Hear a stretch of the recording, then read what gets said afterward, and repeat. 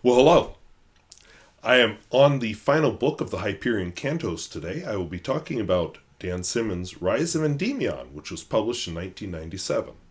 Let's take a look at the cover. Pardon my squeaky chair.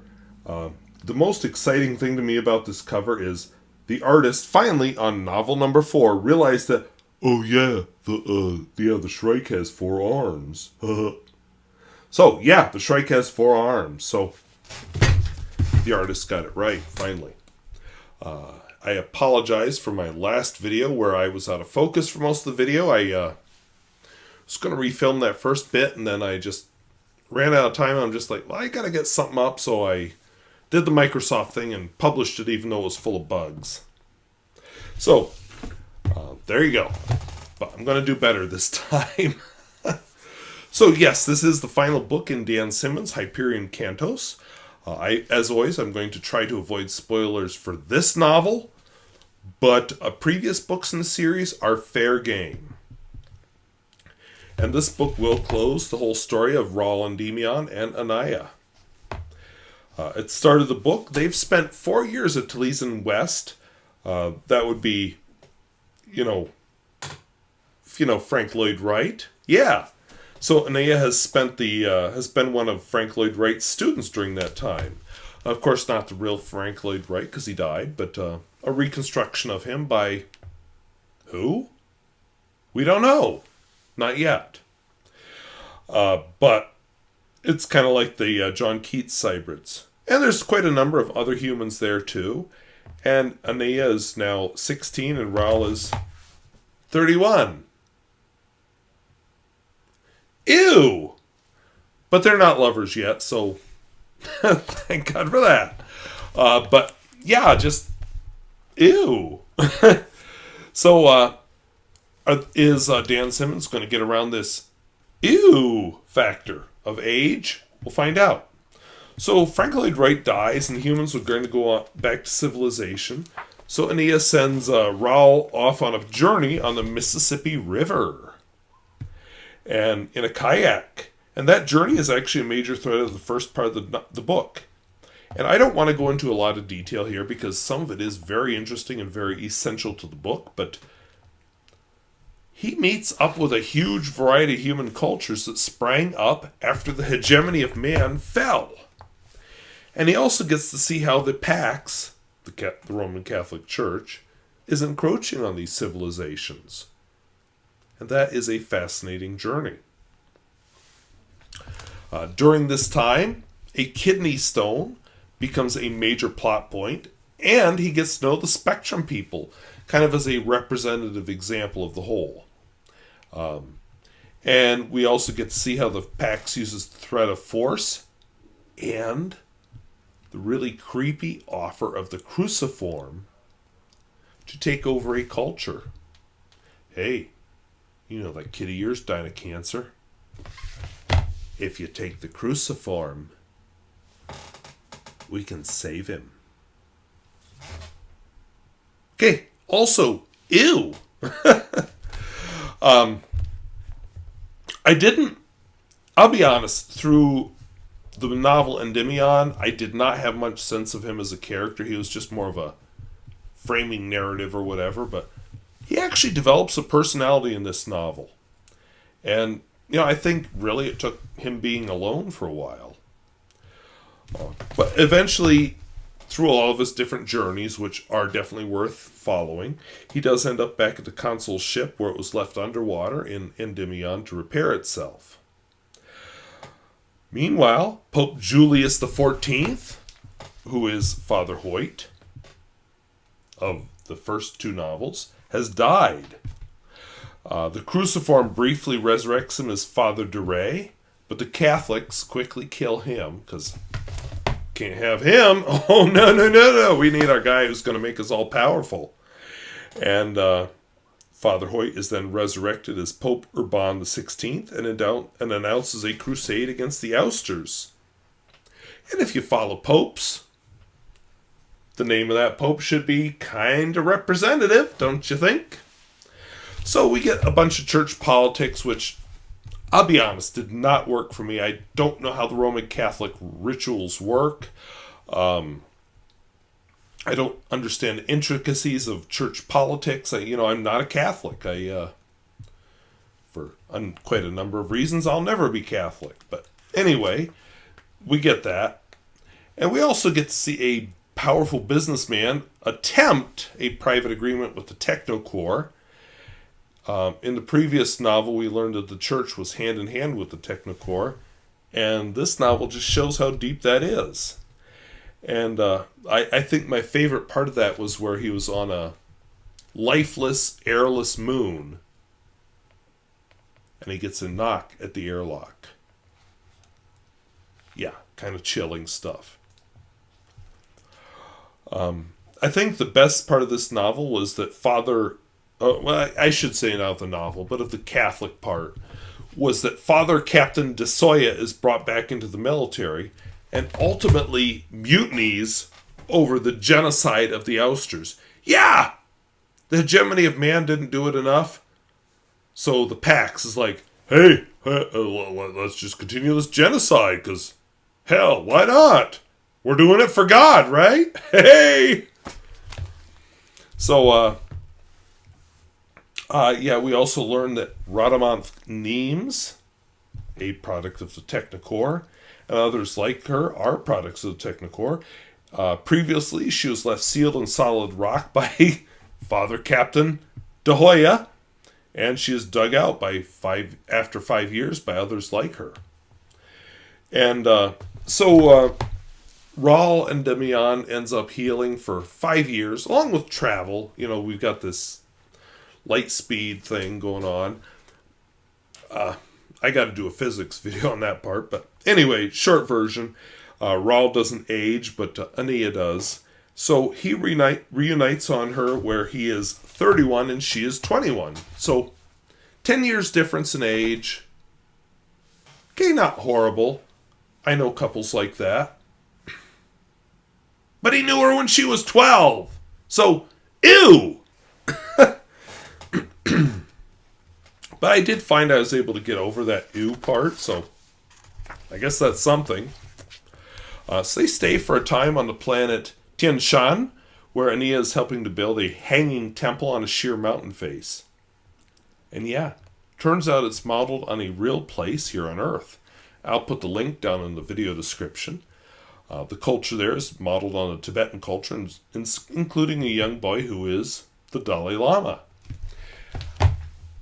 Call me stupid, but I guess I thought there could not be another Dalai Lama because of all the requirements behind that office, but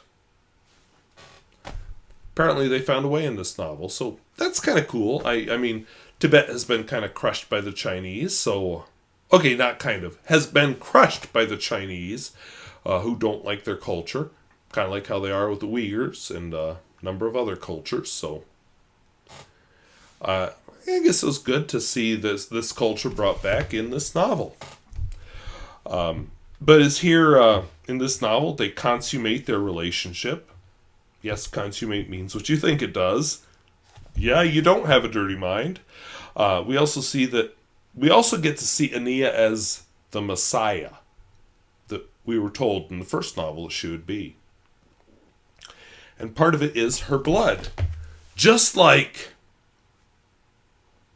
Okay, I swear to God, I was going to have a glass of wine here to illustrate the point, and I don't have any wine in the house right now.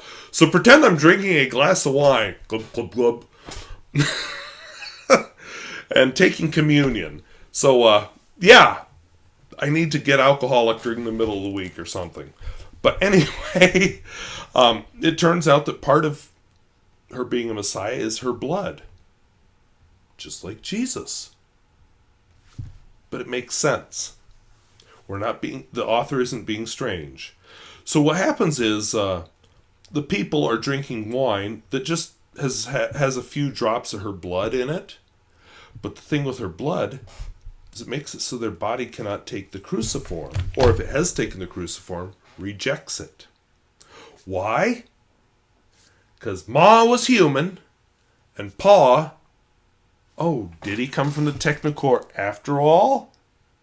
Maybe not. And so, yeah, that's where the spoilers come in, so I won't go there. But, yeah, her blood is powerful. And also, the people who have taken her blood can now pass on that blood. And, yes, we learned a little bit about Jesus, but that's a spoiler, so I'm not going to spoil it. But interesting. We know where Dan Simmons got this idea. And this book does also really bring us into the void which binds. It's really another level of awareness. And yes, mild spoiler, but definitely a spoiler. Jesus was the first person to see it. Now, did Jesus actually exist? That's a topic for another video. In this universe, he did exist. But the book is not done there, which is why I don't feel guilty revealing that spoiler. There is so much more to come. We definitely learned the horrific secret behind the empty worlds that we saw in Endymion while they were traveling on that log raft. In this book, once they're reunited and end up having to leave Tien Shan, they travel to a unique Dyson sphere that was created by the Ousters. And we learn that the Pax and the hegemony of man have really stifled human development. Ania's story comes to an end in this novel. And we knew, so it's not a spoiler, we knew from the beginning that it was coming. We knew she was going to die. In this novel, she dies. And no, she doesn't get better. She dies.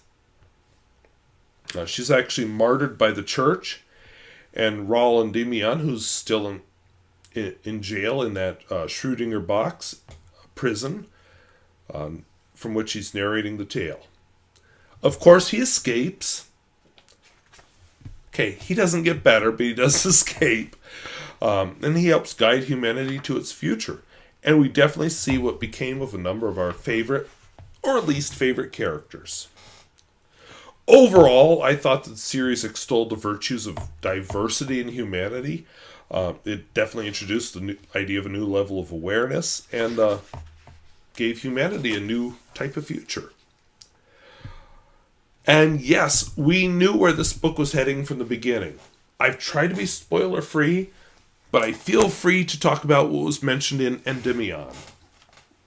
And yeah, spoilers galore. It's the journey, not the destination. And yeah, what a journey. So we learn definitely that there are greater forces at play fighting the Technocore. Ania is a fusion of human and alien. And we don't actually get to see how Raoul Endymion continued her mission, but we know that he did. And by the close of this novel, more importantly, we believe that he will. The fall of the Pax definitely leaves a power vacuum. What is next? We don't know. The story is told, and yet we're left wanting more. And I think that's a powerful book that we're like, wait, I am not done exploring this universe. That's a sign of a universe that is bigger than the book itself. And yeah, I want more. Probably never get it, but I want more. And that makes this a good book. We do learn, kind of disappointing, the origin of the Shrike. I kind of think that would have been better left as a mystery. And I will concede that this is not as good as the first two novels. And I do consider this kind of part of a two-part novel, and the first two are another two-part novel, so really it's only two novels, but the important thing is this is not as good as the first, but I did feel that it was a useful and valuable extension of those first two novels. It added a lot more, and really added a fascinating look at the extension of human destiny. And we definitely got a what happens next for Hyperion and the fall of Hyperion. So, anyway, I hope that was interesting. Hope it was useful. And in another week or two, seems to be every other week now that school has started, but whatever.